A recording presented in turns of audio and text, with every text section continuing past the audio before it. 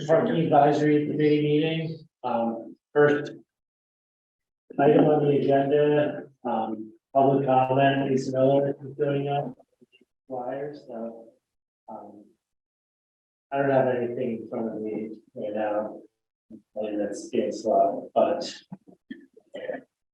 what did we want to cover with Danny? Welcome. Okay. Thank you for coming. That, Yeah. I'm always glad to be here. and That's I've been interested in this thing since it started. right. And Andy really helped us a lot when it was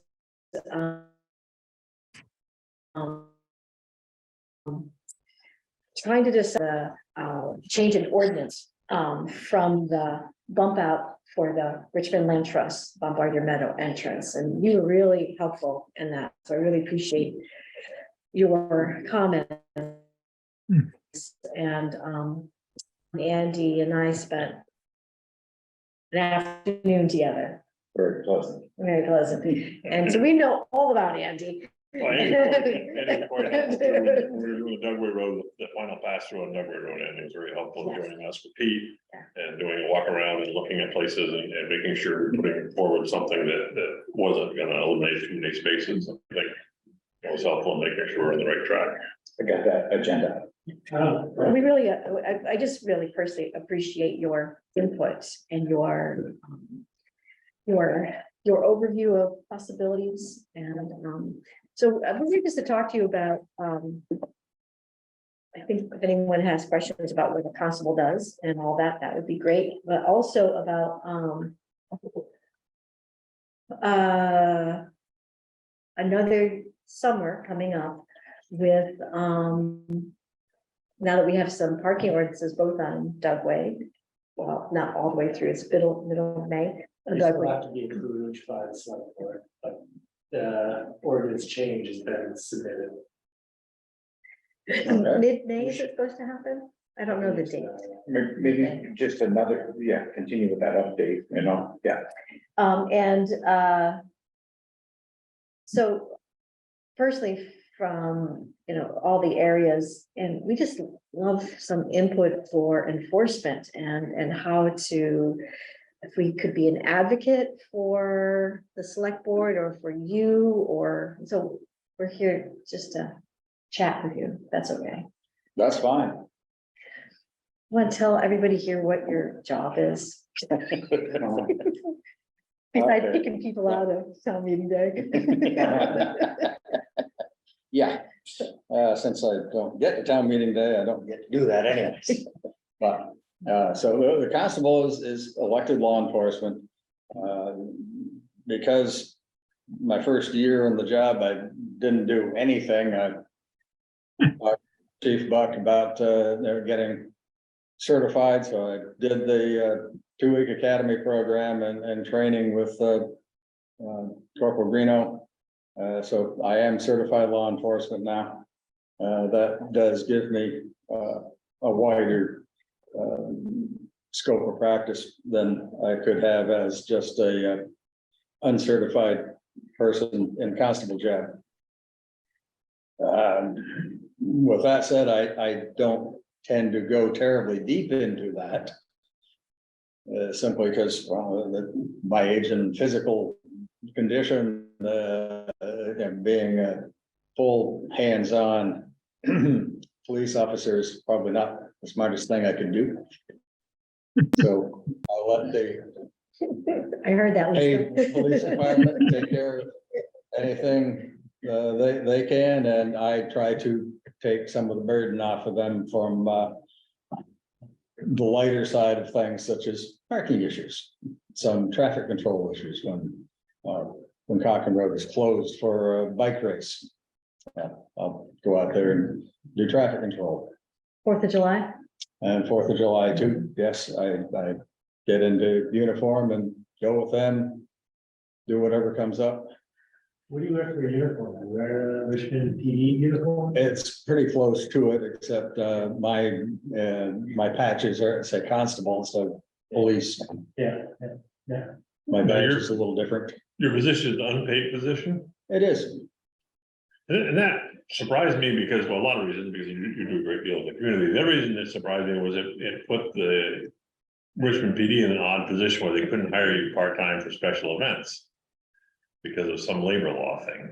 So they Yeah, probably why not? could, but I don't know as we ever went through the whole process to figure that out. We discussed it, myself. Let me see, was that with when Kyle was chief? Which I one? think. And with Josh. And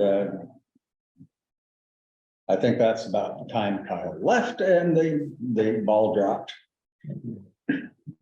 But I know that, for example, when Frank Koss was chief of Heinsberg, he was also constable. So it's not an impossibility. Well, He held both positions. Right, we did check around, there are some towns that pay their constables, or some towns that Yes. have multiple constables. Yes. It runs the gamut. There are towns that have very simple constable positions who have only the constitutional authority. And others that have employed fully certified, full-time officers as constable. So You spent quite a bit of time though, I think, I remember we were talking about Dudley Road. And even talking, you do spend quite a bit of time in the summer, seasonal. I do, yes. When I'm in town on those hot weekends, yeah, I'll spend a few hours Yeah, out there each day. yeah, how do you go about it? Are you in your own personal car? or- I am. Yeah, Yes. yeah, and do you use a bullhorn or any kind of? No, I just go up and down the road looking for who's parked in what manner and Yeah, stop and ticket where appropriate, stop and talk whenever I can. I come up from a background in the state agriculture agency where the 30 years of enforcement work, where the concept was gain compliance. Tickets and penalties are for those that you can't reach. yeah, And so I continue that concept. If I can talk to somebody, get them to move their car, get them to park differently, tell them what our needs are. That's fine. I don't care about writing them a ticket. I mean, it goes without saying, we appreciate it. I think the whole town maybe doesn't recognize it and appreciate it enough, but I mean, even that should be generally describing. A good for you, good for Richmond to have you to help out. yeah, Does Richmond, do you coordinate with Richmond PD that when you're up there, do they know you're up there? Generally, yes. Okay. I try to figure out who's on duty. And we'll text them that I'm going out. Things just got a little more complicated with the state police switching to a digital encrypted communication. I no longer have contact with them. So except for through cell phone. So, but I haven't been back in town long enough to get in touch with PD to figure out where we are with anything. Yeah, I really like what you said about gaining compliance. Our job here is to change behavior, not penalize behavior.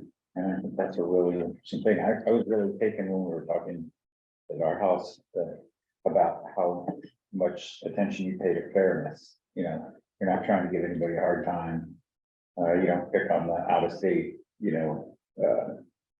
college kid any more than you pick on the locals. And I thought that's a good lesson.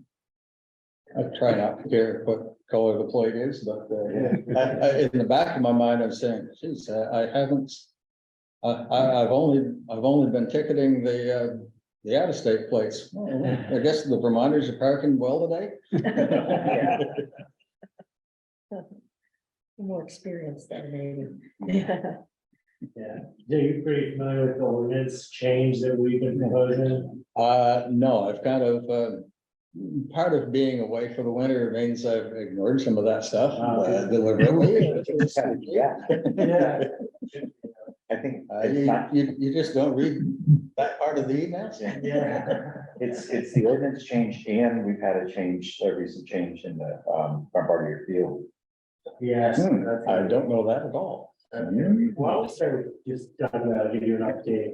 So what we did was propose an ordinance where. What is it? How many, 0.5. 0.5 mile up the road. So if you're driving up that way, there's a long area on the right side where there's a lot of good off-street parking. Starting there, it's going to be no parking on the opposite side of the river the whole way. So really, it's to, or not. 1.81. Is it 1.8? Yeah, okay. It's exactly what you and I and Pete wrote out, starting just below John Roosevelt's house. Yeah, After that, you got that nice good parking area on the right, we left that alone. Yeah. Starting there, we run up just shy of Aldrich's. And with nothing on the right, and we eliminated those few parking spots that you were there, and we chatted about by the new culvert there. Yeah. And that's really the spots that we felt like we lost, and there hasn't been a big public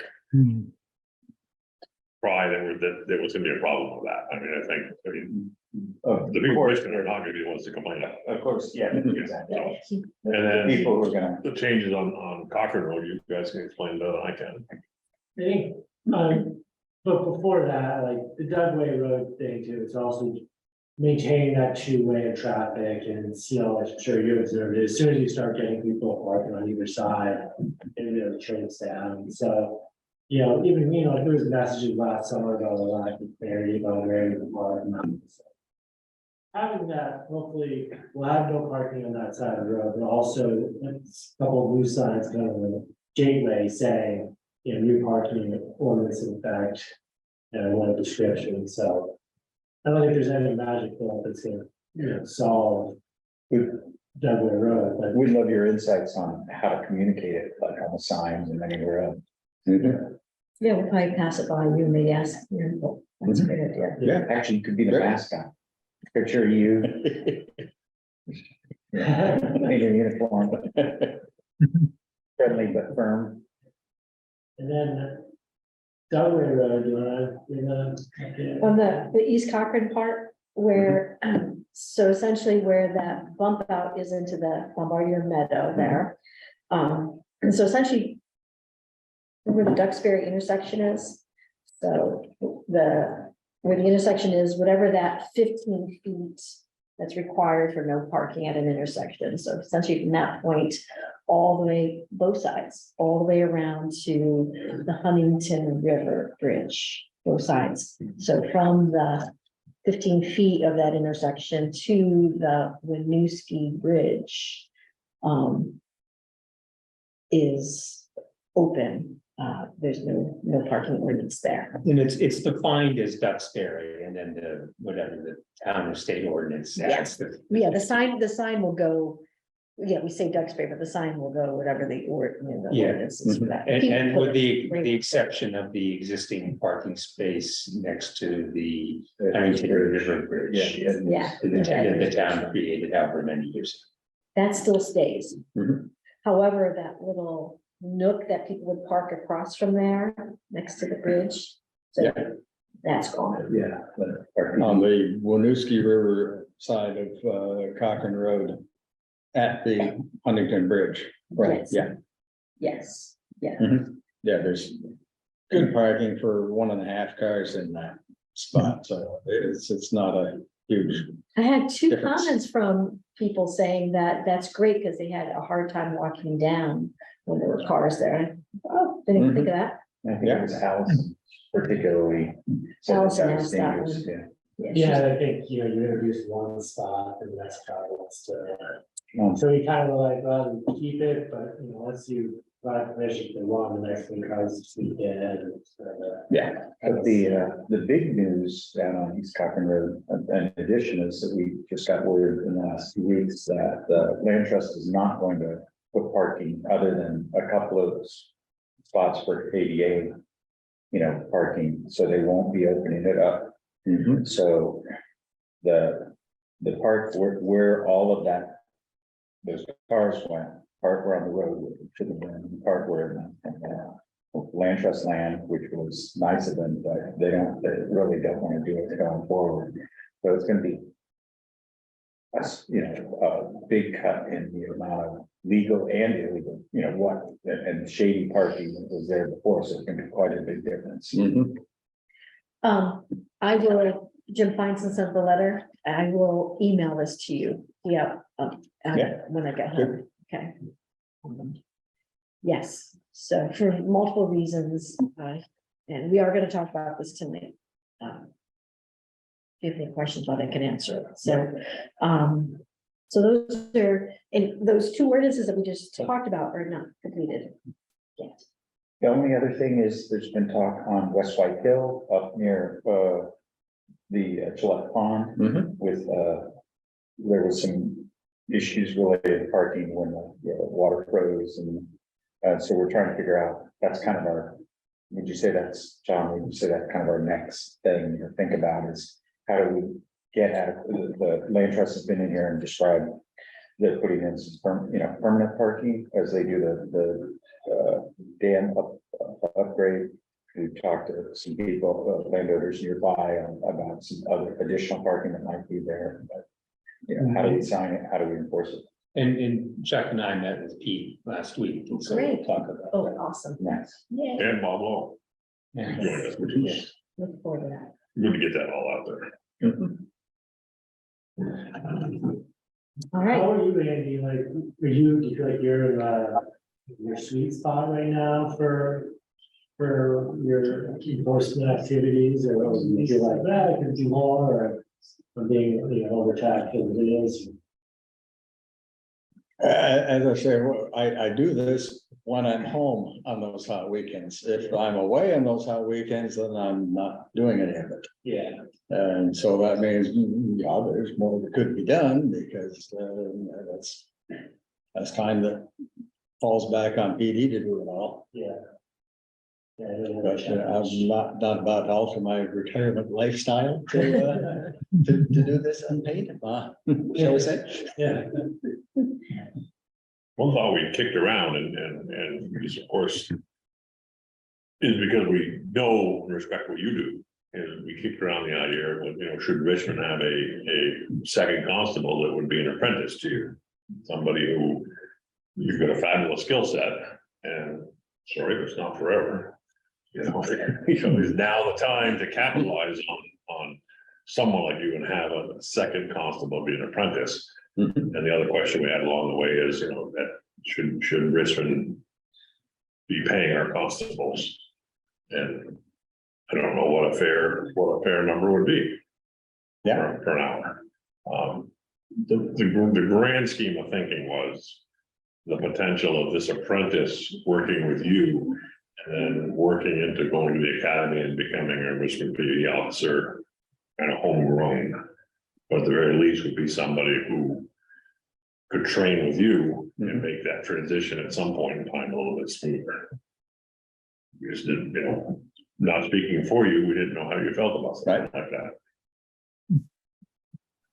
I never had thought of it, but sounds interesting. Who would pass up that pay?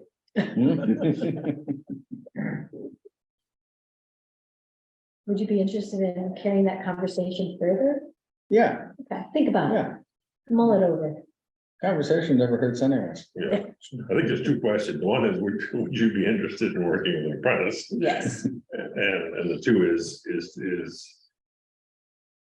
Would you put a dollar value on your time and we go to select board and discuss that with them? Mhm. We would do that for you or however that would work. Yeah. But no, Yeah. think it over. We hate to not take full advantage of you. And maybe that apprentice wouldn't have to be, as trained as you, wouldn't have to go to. Would actually to work on the parking issues that we've talked about. No, they do not have to be certified to do that because they are town tickets. Okay. If we're taking any actions that involved state authority, then they have to be.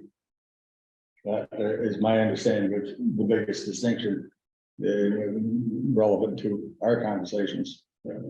I think that makes our life a lot easier, that we don't have to worry about people doing speeding tickets and those kind of things, but just worried about the Yeah. dog ordinances and parking ordinances and such. Yeah, if we find somebody who wants to do animal control too, my other hat. And that you do get that for, right? Yes, Isn't that and that's a job I'd be willing to get rid of.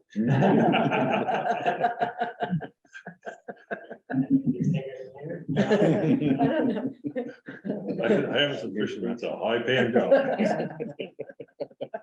Especially for the bites that. You can get very far in your gas tank to get there. So. Who snarls more, the animals or the parking people? The people who listen to barking dogs are by far the more vocal complainants. Oh, interesting. We also, have the select board take a look at the fines for parking tickets. yeah. We do a base of $50 per ticket. Yeah, FYI. That in the right direction. well, maybe somewhat. Yeah, I don't have much of a problem writing a $25 ticket to somebody who's, you know, encroached a certain amount. $50 ticket. It's a lot bigger kick in the wallet and, thinking about my nature of things, probably would take a more egregious violation to earn that. yeah. Probably write fewer tickets. I expect to write fewer tickets without that uphill side of the road being no parking at all. That's where most of the tickets get written anyways. Interesting. Because Yeah. because there's there's no good place to park it along the majority of that. The number of good parking places we've taken out with this ordinance proposal, yeah, it's not that many. Yeah. Yeah, I think our three criteria for that was, one, emergency vehicles, two, easy to understand for the visitor, and three would have been easy to enforce for you, there's no Yeah. no gray area, you're on that side of the road, that's not quite right, so.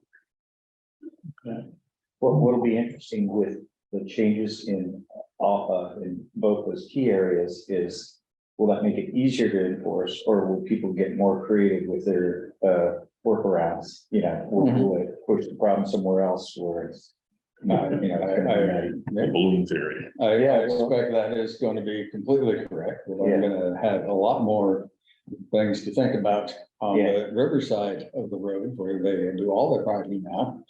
or on our, That means they're gonna be, Yeah, but no matter what they do, Richmond Rescue's gonna be able to get through there. Yeah. That, to me, that's Yeah. that's a tipping point. Mhm. You can park as horrible as you want on the riverside, fire trucks still gonna be able to get through. I imagine the Duxbury Road would start to become an interesting issue, and we'll just see how it looks like. I Yeah. think there's a part of our charge is to help with education. Part of this letter from Richmond Land Trust is to provide more information also. And so there are other places along the river that, so when people come to cool off, they just don't have to go home. They can, maybe find out and drive to a different place. There's other places to go. but Yeah, as you mentioned, that reminds me of one other alternate point that as a constable, my authority exists only in the town of Richmond, so they park crazy up to the Bolton town line. I can write them. They park crazy, that next spot in Bolton. I got nothing. interesting that where that line is would not be a place you could park, so you'd have to go pretty far down before. Yeah. Just because it's in that, next down. So we can segue this conversation to Pete's email or to Comedy or that. Well, Pete's might be more relevant to Yeah. Andy if you're interested. Yeah. It's not much, but it's. is there anything else that we can pull Andy's brain with before? And then you're welcome to stay on. We're gonna talk about the Meadow and Pete's email. And maybe even a little bit on, Gillette Pond. What's White Hill? You're interested, you can stay. Oh, yeah, I'm here. Great, I'm all not gonna right. Go home, watch TV. Still doing radio? A little bit. So I'll just go over. We sent an email to Pete Gosling just first and input, so. Edmonds Bridge, that's the small little parking area. 2 or 3 spaces. We suggested some line striping to improve kind of balance in the cars. And he said, yeah, that's good. I think maybe we need to. See if he needs anything else from us. Yeah, do we formalize that, or does he just go, I I don't know, maybe he has to. good question. We just bought some really great sidewalk chalk. 32 colors. Does he have the gear? I mean. is Yes, that- he does, Yeah. yeah, he does.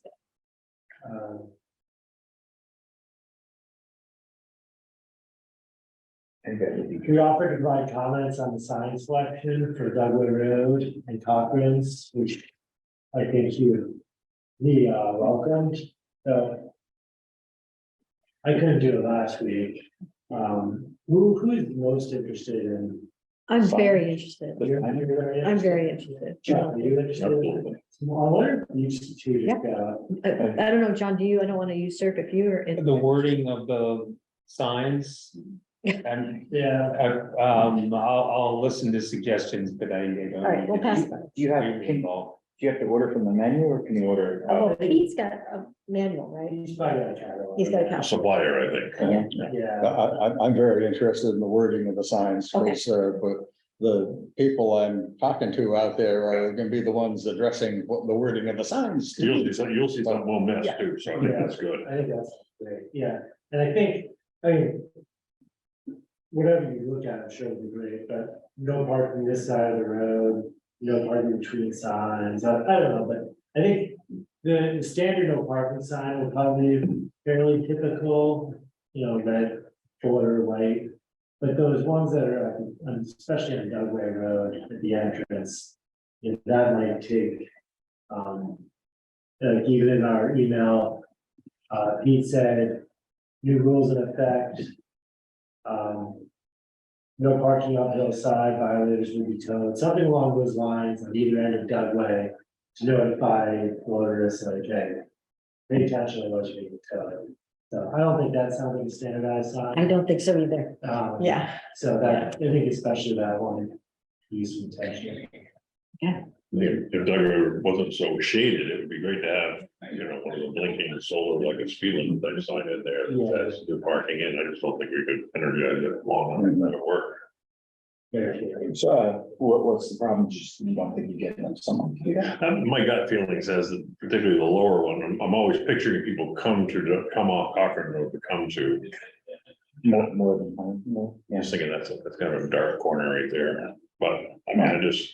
One more way to grab attention or whatever, and make it stand out. I mean, I think in reality, it's probably 90% of people coming from talking Oh about. my God, yeah. If you were to say, well, let's just do one sign at the bottom of Dugway, that's fine. I think I can't imagine. I mean, I think we have to have it on both sides, because then they can say, oh, I didn't see your sign. yeah, You could put them in between, right? In between, what do you mean? Well, not just one at the start and one at the end, but you could put them in the middle in case someone wasn't looking when they drove by the sign.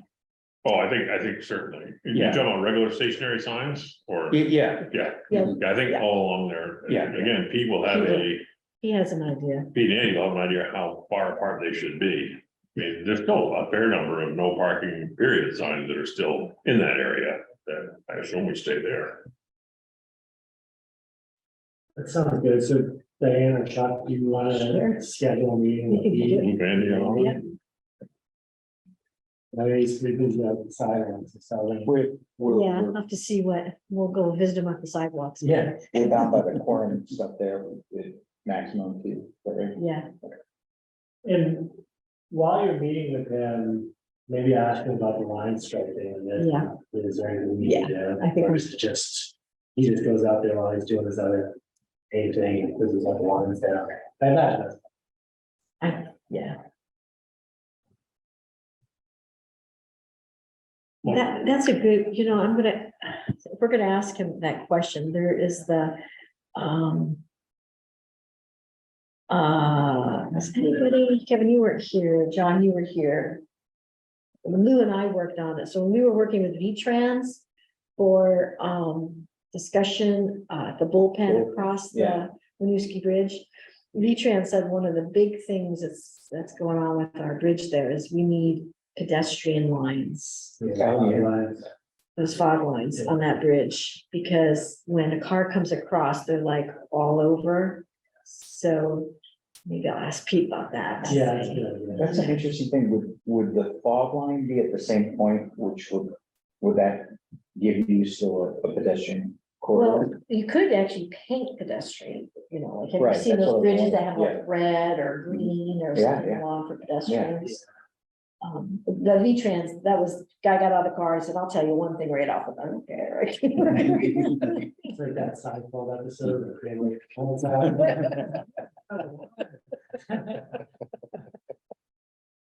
Yeah, no, it does, right. Yeah, I'll ask about that. Funny thing is that. The first thing Pete might do is send us a link to his sign supplier's website. Mhm. So maybe we can kind of peruse and share and all that stuff before we That's get great. too far down the river. Great idea. And I think your point about, building compliance is one of the things we want to do. I don't think we have a lot of space on these signs, but to suggest if there's no parking, what else you could do, where else could you go or something? I don't know how to do that. But on East Cochran Road, we want to say, oh, no parking here, go look at Overrockers or go, so we want to try to get them to do something compliant. I don't know how you do that in a sign.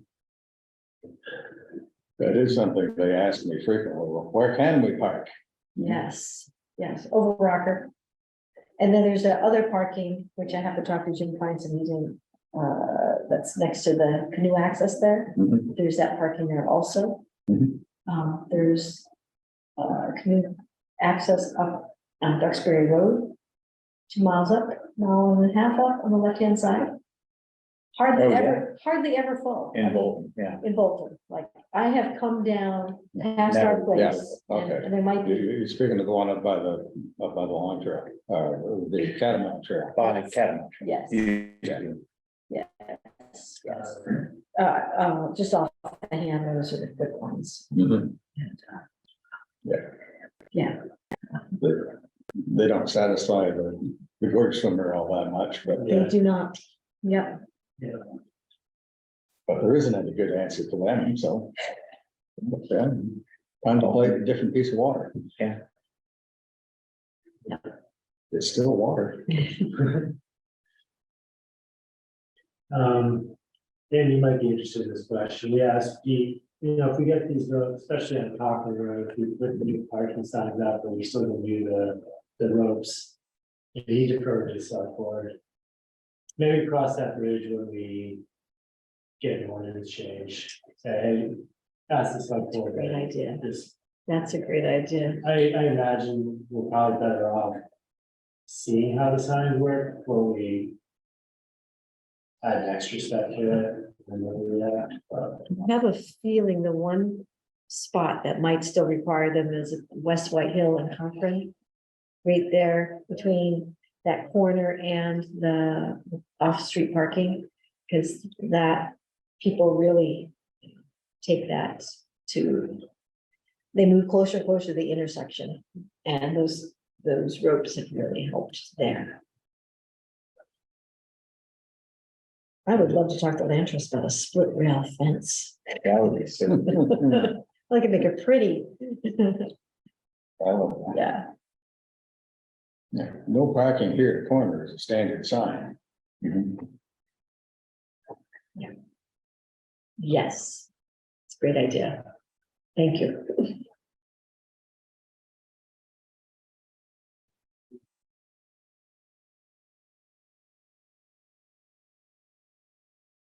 Yeah, we talked about leveling off some of the parking areas that we are maintaining in Dugway, on the downhill side, the river side. Pete was gonna take a look at them, and potentially add some gravel and level them off. There was one place where you was tracking some air with that burn. Yeah. Where they might, Well, the guardrail used to be right before the horse farm on the riverside. Yeah. There's actually a pretty good berm of gravel there. It's an odd problem. We actually have too much gravel, but I think there's.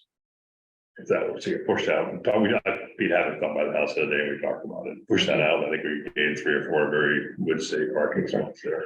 did you guys, when you talked to Pete, in Jim Feinson's note, there's discussion. We should wait till we get to that, if you don't mind. No, we have that on. We're almost done. We have, yes, we have a line item for the Bombardier Meadow, Okay. under spring work, yeah, Okay, good. and there's several items we can talk about then. I was just thinking because of that gravel. Yeah, Yeah. he would need permission to do that. Yeah. He doesn't need permission up on Dugway, because that's just normal wear and tear. I don't know, so does anything need to do with the gravel, the leveling, or? No, he's on it, he does that often Yeah. anyways, right? Yeah. Yeah, The next thing, this might be the last one, is. And this adds to the sign discussion, you like the idea of river access and over rocker, so. Maybe there's some sign in there. That we can, it says over rockers. Park, get a little river access sign, like a lot of to really encourage people to use that area because we're. Yeah.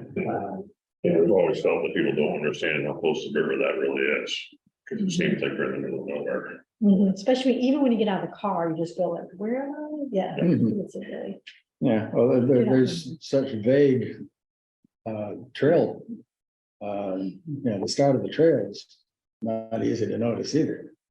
That's a good idea, trail When- signs. when you- But of course, I think this is what you're getting at, there's going to be something done at the edge of the river there. Because, I mean. Stairs it are just going, goes right stairs down were to in a there last drop-off. year and stairs are going in again this year. And that was Umiak with them? Yeah. Umiak put them in with the permission of the town, and I believe they received permission to do it again. Correct. Okay, yeah, Again, I don't know if this is the time to discuss it, but back, you and I went down there, remember, and we looked at possible other trails. Do we want to bring that back up with the trails committee? I wouldn't. Okay. All right. But just mark on the road that there is access. So, why didn't you want to? Oh, because it got complicated, with John wanting to move the trail away from the river.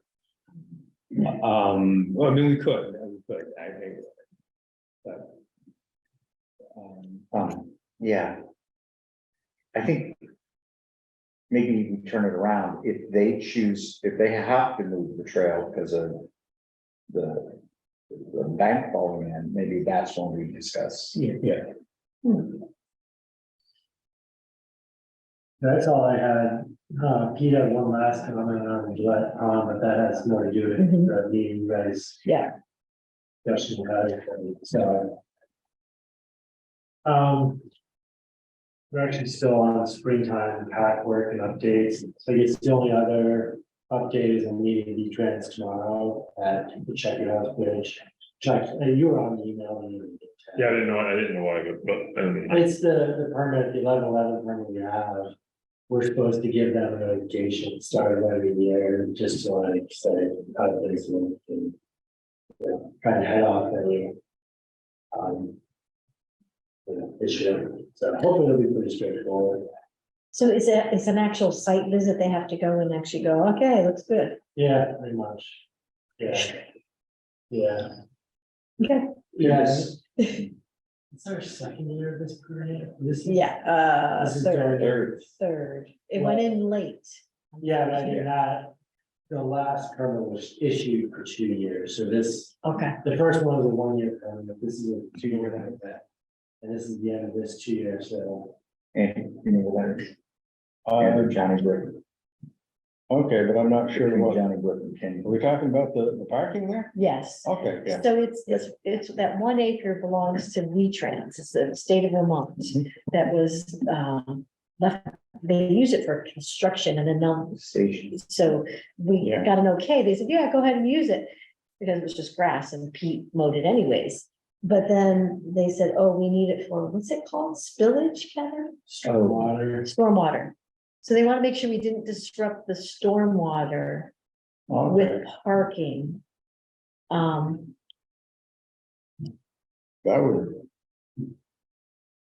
that would seem to involve, if you did any construction in there. It would Correct. seem like it would, We're not doing anything there. yeah. We're not Yeah. putting anything but ropes. Yeah, I remember many of my relationships with A&R and floodplain management down in the Intervale in particular about what constituted interfering with the floodplain. And, you know, it always amazed me that a thing as simple as a hoop house was Was considered too much. interference with the floodwaters. So, yeah, it's pretty much anything. Yeah, we got a little bit of pushback last year, but we met with them and they had us change the configuration of the parking so that they weren't parking right in like the very base of the swale. Kind of changed the flow of the parking area a little bit, unfortunately, but it's still allowed. And the Richmond Trails Committee has asked mountain bikers that are using Chamberlain? Chamberlain Hill Chamberlain Hill? to park there, and not the bikes down, because people were driving down Johnny Brook Road and only double spaces, and they're driving down after. It was actually the landowner Lars was really appreciative to get that available as well. Yeah, I remember there used to be some parking at the end of Johnny Brook. Yeah, Yeah. There is actually a little off-street parking just beyond where we're talking. I think it's the old footing for the old bridge. Yeah. Yeah, that's where It is. it's always open there. Mhm. Yeah, people can always park One or there. two One or two spots. Yeah, yeah. And there was a little drive-through. Was a little crescent. Yes. That's another thing. Right. Yeah. So Corn's house used to be there, and it burned down. Conant's house. is over there. Kevin, are you going, your meeting tomorrow? yeah, I scheduled it last week. Would, if they're all good with that, are we gonna just open up the ropes there and just let people? No, I would get their feedback, but I'm still thinking more of it with that. Okay. I mean, that's when the trails are supposed to open, so like, if the trails are wet, and that parking is wet, and I think digging it in the road. And, I think it's good to let the grass recover a little bit there. yeah, It's just gonna turn into mud. Did the no parking sign ever show up? No, it's okay. I did put a no parking sign that lasted a day. it's just gone. It's gone. I think somebody just like handwriting. Yeah, It's a handmade one, but. Diana Richmond. Your handwriting was, I had to make my signs. I just wanted to check on her timeline because the Bombardier land trust issue and Gillette issue, we'll take a look at their agenda items. Is that right? We're putting them under springtime back work and updates. Yeah, I think so. So just Okay, a we reminder. have, thank you. I like that. So it's 6:45, right? Okay. We have till 8 o'clock. Yes, yes, okay, okay. Maybe it'll all fit, yes, Maybe it'll all fit. yes. Ken, I'll be driving by there probably 1:30 to o'clock tomorrow, if you guys are there, I'll follow. yeah, Otherwise, I guess that. I need to look at it. yeah, no, hopefully it's pretty straightforward. We don't see another yet, so that's it.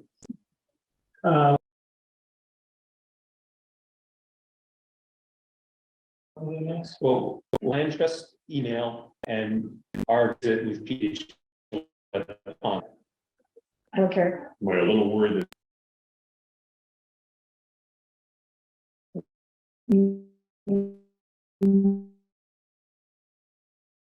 What was that? No, well, at the beginning, If we have a topic. yeah, we yeah, that's, Didn't want somebody to say. How come I wasn't invited to that? You guys didn't tell me you were talking about. yes. So,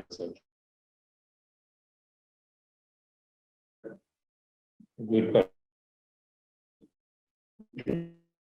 I still, yeah, Can I start? People have been parking for decades, to go skating at Gillette Pond and West White Hill. Initially.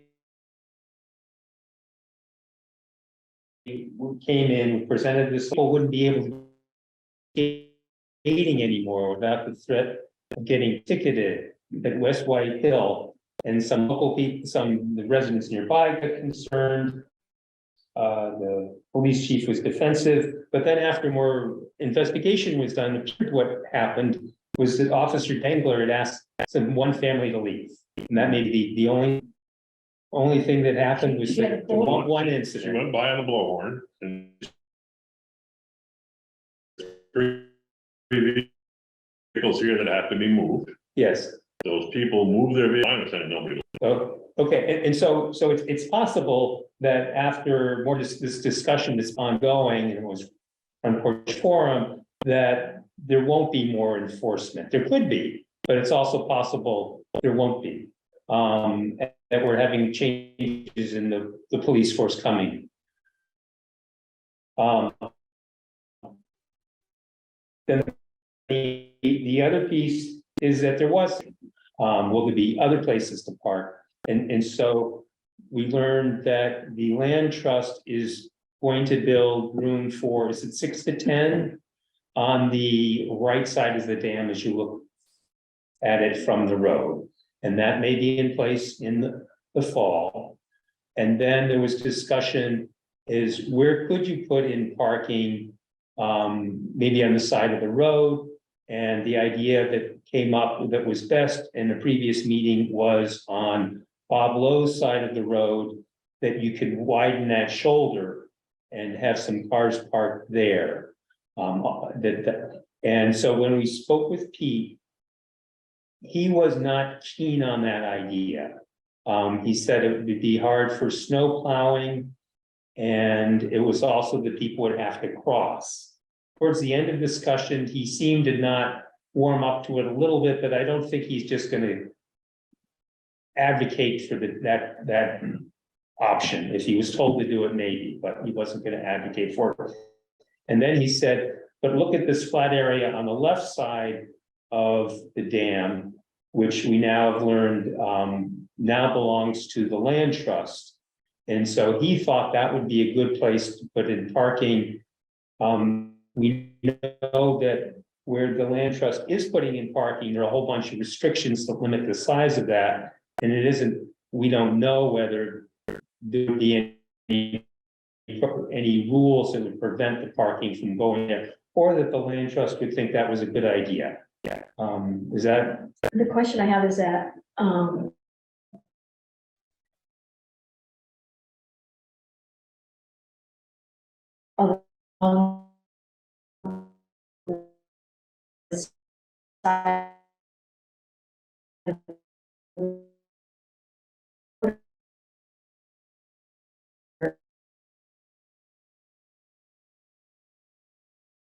Being used as a parking area. wait, I thought it was land trust land.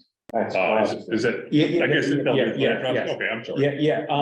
It's a limited area that perhaps used to belong to Sue and Bob Lowe, but now belongs to the land trust. Oh, okay. You're exactly right, yeah. Yes, Correct. And that's just by Durham Road or is it on the other side?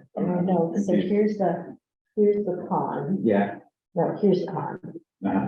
and, here's the road. So in the original. so that's a land trust question. Yeah. Yeah, that someone could ask the land trust, and they might just come right back and say, we don't want it, or it's not allowed, or they might say, that's a good This is- idea.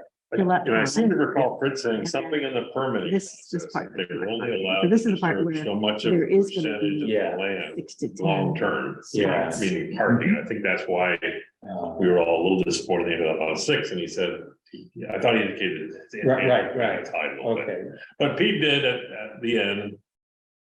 say that if there were no other alternatives, he would voice his concerns to the select board. But he wouldn't be, but he could understand the logic of between the apple trees on Yeah. Bob Lowe's. Particularly if material being removed for building the dam could be provided over there to do the base burn, and then he could top dress it. I think part of the problem becomes that you've got a 14-foot wide plow, 12-foot wide plow or whatever. It makes 2 passes and it cleans the road. Well, now you've added 6 feet. And how does that truck turn back around and it's only designed to push snow to the right? How does that truck come around and get in that area? Here is for Bob. It is. That's where Bob. Yeah. Yeah, right here is where Bob Lowe owns, and, this little spot here looked like a good line of sight, Mhm. but it is across from there, so people will have to cross the road. So it sounds like if it's to be wrapped into the work done this summer, we should bring that up earlier than later. I did have a second conversation last week, with the Girl Scout camp up there. And they were, kind of more went into it saying if we had an event up there, if they're having an ice hockey tournament, if the town wants to have skate day up there or something like that, they were certainly open to the idea of renting out the parking lot at the Girl Scout camp on a short-term basis. You'd have to figure out who would plow in those things, and they were like, well, if you're doing something, let us know, we'll get the Girl Scouts involved, we'll sell hot chocolate. So I mean, it was kind of, it could turn into something nice.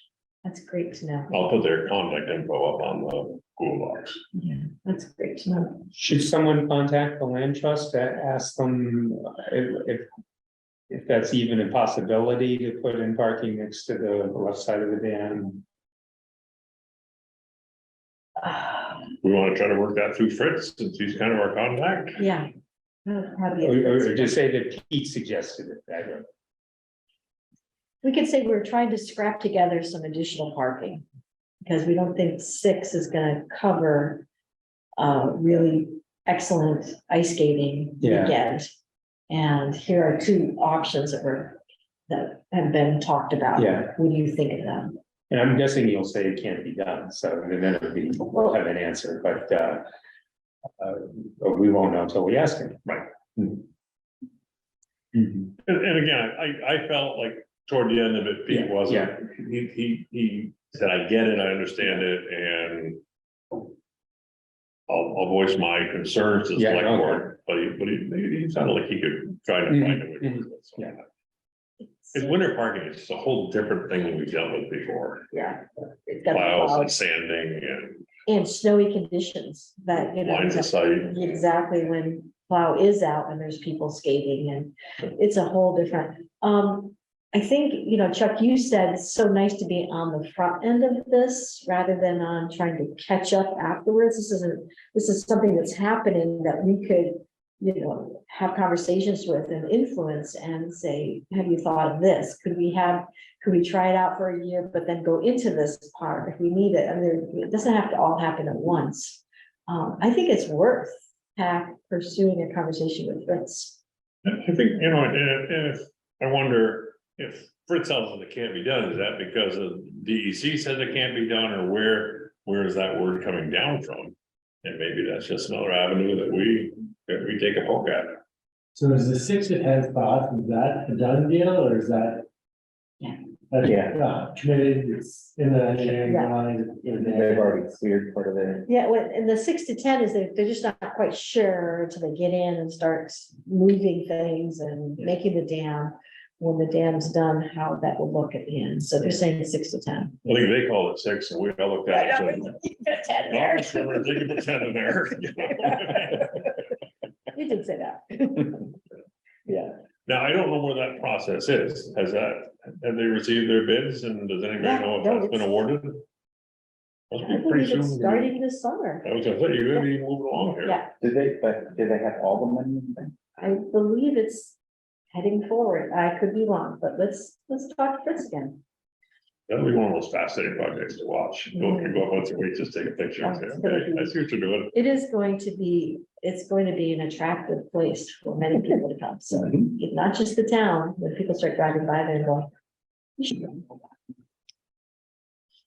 Richmond's history with public land next to water is not. We go go swimming as much as you want. I'm not gonna go save you. But, so who wants to carry this forward?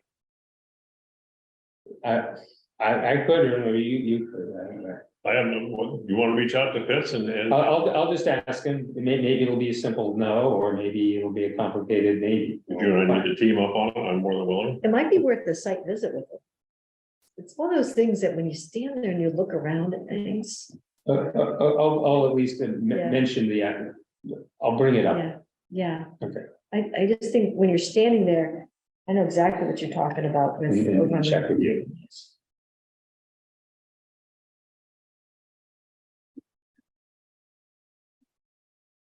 Are we good on Gillette?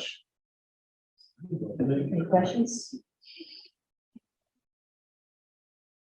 The one. Did we discuss that yeah, we talked about this. But that road had an interesting. Was it under this agenda topic, did we want to talk about the land trust, letter? Yeah, do you want to Yeah. talk about that? That certainly happened in springtime. And I will send you one. I forgot. He has such a long list of people at the top. It wasn't until I looked at it, like, oh, I don't think you guys are all on it. So Oh, I sent everybody it, yeah. Just to, because you were away, so Jim Feinstein really wanted to take he's our contact from Richmond Land Trust about the Bombardier Meadow. And he wanted just to like bring everyone together and just talk about everything. So there was a meeting here at the town center, and a bunch of us got together, and it was like brainstorming with lots of writings of, we thought this and this, like who were the stakeholders. It was a really, I would have to say there was no new ideas, but it brought everybody together to discuss. And from that, he then went to their board meetings and their board meeting in early April, and laid it all out so that they could make a decision on what they want to do. And I really feel like it's worth reading through this. It's not very long. And just to bring everybody up to speed, and hit each of these points that he talks about, in case we have any comments on that. Diane, can I say that? Yeah. When you said that, the only thing about there are two new ideas, two things that popped up to me that were that came out of the meeting. It was very clear that there wasn't a lot of cross-fertilization, is that the land trust did not seem to be really tuned into what we were doing for ordinance. And I don't know if that factored into their decision or not, but I thought that was I interesting. think it didn't, yeah. I think it didn't. I think they just did that, and I understand why they did that. And I think the other thing is that the role of commercial use of the land, they didn't seem to be sensitized to that, and based on what we're about to read, they didn't seem to agree that it was a major issue. So For better or worse. thank you for bringing that up. Because if you all remember when we attended that meeting at the farm, BYCC farm. Oh, yeah. We did bring that up, and I think it was the Patels that brought it up, and they said in this, what's it called when they do their deed, and it's not a deed, but it's like a deed covenants that they had. It said no commercial usage or something like that. I have it. We can get that.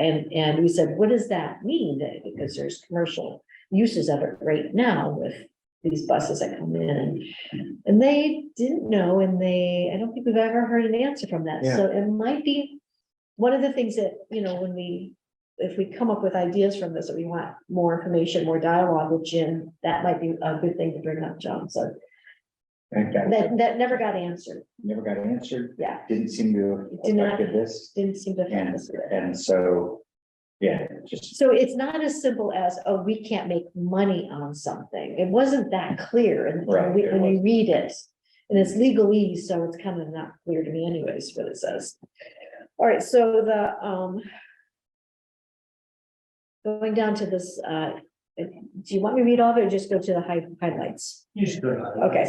First one, here's a high level summary of our plans for 2023. General parking in the meadow compromises the ecological assets of the parcel, compromises the quality of life of the neighbors, is inconsistent with the terms of the easement, and is beyond the ability of Richmond Land Trust to manage successfully.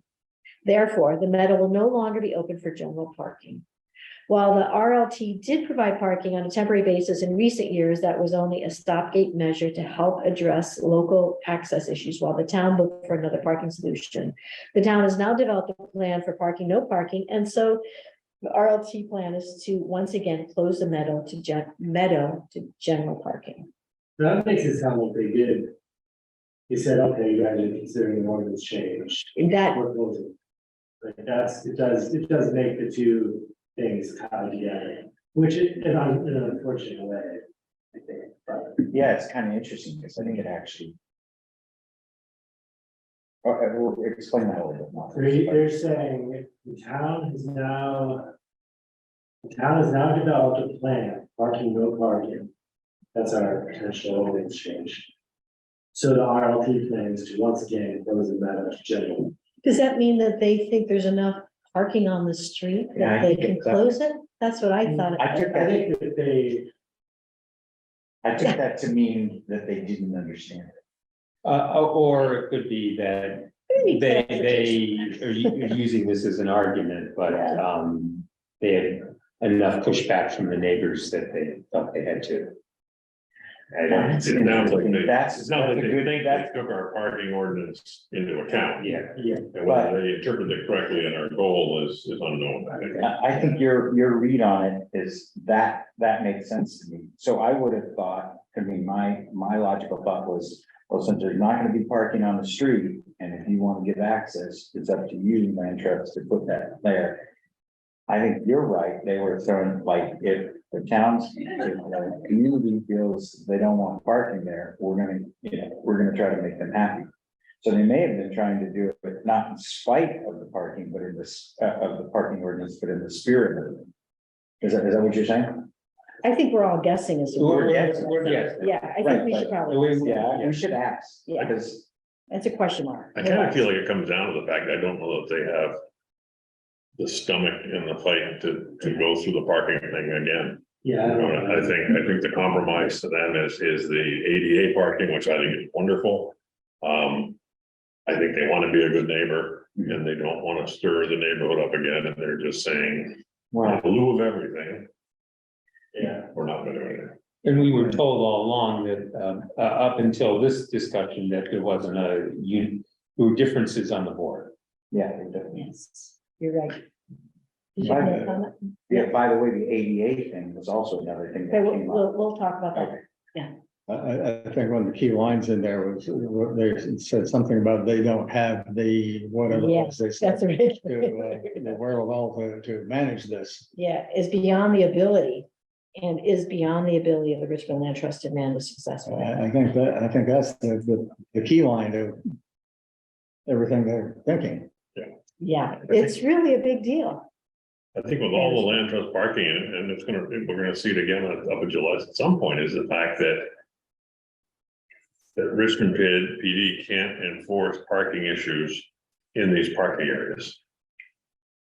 If the neighbors call and say, there's a problem there, Richmond PD says, private property, somebody in the land trust needs to call me. There's gotta be a mechanism in place that can be put in place to make that a little smoother. It would seem it. Yeah, we did, the whole I time, wonder- two things were happening at the same time. We had to get the ordinance change in to meet all the demands to make sure the water's in time. But the whole time, the RLT had this discussion last summer, and we're just finding out that, yeah, they're gonna close it now. That information would have been nicer while we we're considering the ordinance change, obviously, but we haven't approved it. So I think it's worth asking, does this change our calculation at all? Like, well, it's in the Selectboard's hands, it's their vote yeah. at this point, but, you know, does the fact that there's gonna be significantly less parking and access to the river, give anybody pause that we want to share? This is all about safety. Our ordinance is about safety. And to make it safe is to put parking in the meadow, not to put it alongside the road.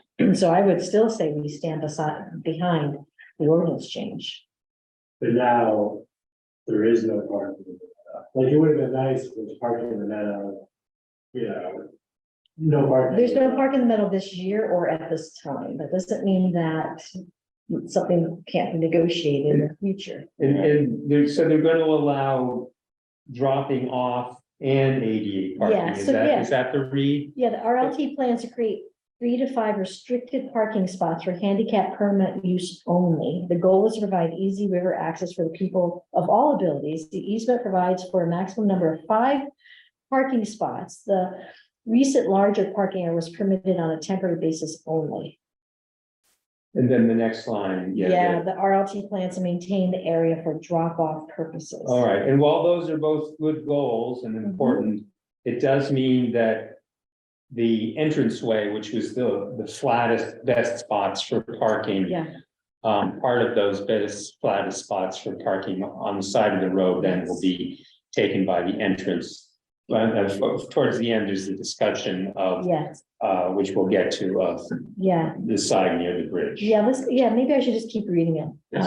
unless we want to stop this, okay. The RLT plans to maintain the area for drop-off purposes. So that means that people will still be pulling in and pulling out, right? But seasonally, so maybe it'll be used for off-season. We will plan to make upgrades to improve landscape resiliency, reduce dust, and better manage use. While still to be designed, this will likely involve the installation of fabric and gravel to the new designated parking and drop-off areas. This may not happen this season. We will install improved signage to be clear of use guidelines and restrictions and to direct user to alternate parking and access areas. And we will install infrastructure elements to prevent scofflaws such as large boulders or other semi-permanent barriers. And we would like to work with the town and local towing companies to provide some form of enforcement as needed. We are open to the addition of fill at the road level in the area between Duxbury Road intersection and Jonesville Bridge to include the width of the spaces off the travel portion of the roadway and better accommodate the envisioned roadside parking permitted in this area. So they are viewing that we said park there, not here. As this area is within the town right away, this is an option for the town to consider. Access to the river via the Bombardier Meadow by the commercial float operators will still be permitted in line with the public, the general public access. However, there will be no provision for the parking of commercial vehicles on the parcel. In other words, the float people will be dropping on the road. Yeah, so that's worse. And, yeah, Yes, and then, they pretty much take up a full lane when they do that anyways. Yeah. yeah. Were they, in theory, could they park, use the drop-off area? Or is it their vehicle too big to fit down That's a into it? That's a good Great question. Is the question. drop-off area down in the grass or is the drop-off area the edge of the road? We should ask. I had envisioned that the ADA parking was gonna be strictly 10 foot by 30 foot right off the road, that they talk about bringing in gravel to bring it to road height and all that kind of stuff. So I'm picturing, with no reason, that they were just talking about parking there for the ADA, which makes perfect sense, right? You're coming off the road, you're getting there, you don't want to pull down in and swerve around. Which makes, I think as John pointed out, it makes this drop-off thing not an improved situation. No, it's not. Right. You know, because they are allowing for commercial use of the land, but not commercial parking. I don't think that they could even, it's not up to them to say we will go on the side of the right way. Correct. And then if somebody gets out of their tubes, they walk along the right of way of the bridge near the river. It's not really trespassing. No, it's not trespassing, Yeah, but from yeah. a safety standpoint, that is the worst. I have movies and pictures of when occasionally the Union guys had to offload on the road. And that is the worst situation. There are people who are mindless, they're unpacking stuff, putting it on the road, walking in traffic. I have the most ridiculous pictures. Now, what we're saying is, you know, you're gonna keep doing that, but you're just gonna do it in an even less favorable, less visible part of the road. So, you know, we have less of it. That's good. I kind of look like both parties, like you know, we in the interest of the neighborhood, mostly in the interest of safety, you know, said we have to take care of this on street parking, and the land trust did, you know, we can't enforce this, and so nobody is really advocating for people's access there. But I would say, you know, it's their property. If they want people to access it, they should provide it. This is just saying, okay, they got the property, there's less access to it. That's really on them, and I think they're making that calculation. I think they agree. So we could ask Jim to clarify. So my interpretation is where the parking has been for the last 2 years. They want a much smaller parking spot in the meadow, off the road with an access that will be surrounded by boulders perhaps, or will be room for 3 to 5 handicapped and for a drop off. And then suggesting, while it's not us to decide, if the town wanted to enhance the place where you haven't banned parking by bringing in fill, that's up to you. Is that what you think, Jim? I think you Okay. nailed it. Yes. Yeah, I think, yeah, and he did, just to add in, he does state that that area is not designed yet. Okay, yeah. So our envisioning is just from this. Yeah. Am I, and I know this is up to the town to decide eventually whether they want to do it, but with some of those steep places, I assume that that's a lot more complicated than just shoving some gravel. That was so speaking. When you have to create some sort I of. like thing, that. But again, that's I am not- getting hungry. So that's a big question, or is it a starting place? Yes.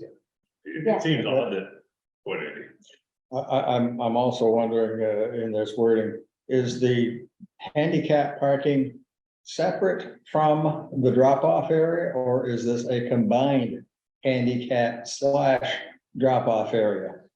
Not yet designed. I think. Yeah. Yeah, that's good. Right, in my mind, I'm picturing. You know, I'm picturing boulders off the side of the road, 6 or 10 feet, 20, 30 feet long. ADA parking signs, gravel, easy in, easy out. Yeah, And to be honest with you, that.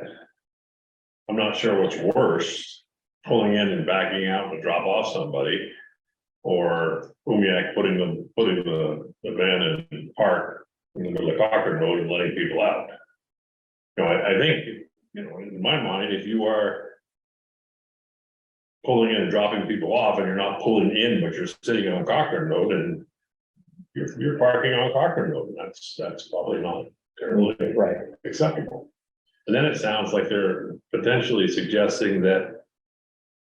They gravel further up toward the corner into an area that we've just decided in the ordinance that we didn't want parking. Well, no, I think there's, Duxbury Road, yeah, I think Pete knows exactly where he's gonna put that sign, it's like from, So you're I think where the. only up to Duxbury Road.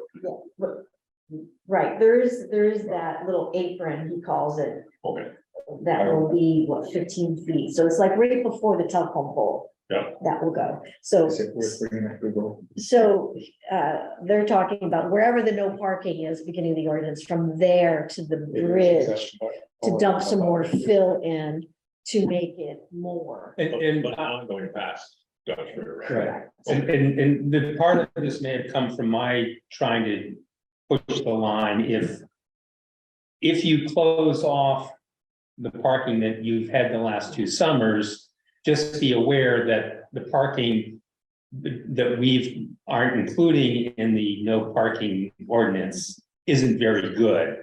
And so they're throwing out, Yes, oh, why don't you make it better? Not necessarily thinking that will happen. you're right. And I'd like to think that this idea of bringing in. Material to make this more palatable for neighbors and all that, and again, is in preparation to take another run at putting a parking area down there. Potentially, are you gonna put in some shrubbery, I some think you guys landscaping did. or whatever, Nice. and maybe Yes. come back next year and say, hey, now we have that barrier there. Can we discuss the parking lot And again? were they were talking here, correct? Wishful thinking? No, I think Chuck, I think I think we could get the sense that they were there. I mean, Jim was having to Yeah. go over at 9:30 at Oh, night, yeah. like. I think I'm sympathetic, like, that's, he should, really shouldn't do that. People, you know, unfortunately, it's like, yeah, that's. You're dealing with people that are parking overnight, and just one of those is just, it's such a thing, you know. It's hard to undo that, unfortunately. So I'm sympathetic that it's unfortunate. I think the commercial thing may have. You know, the way I'm reading his last point.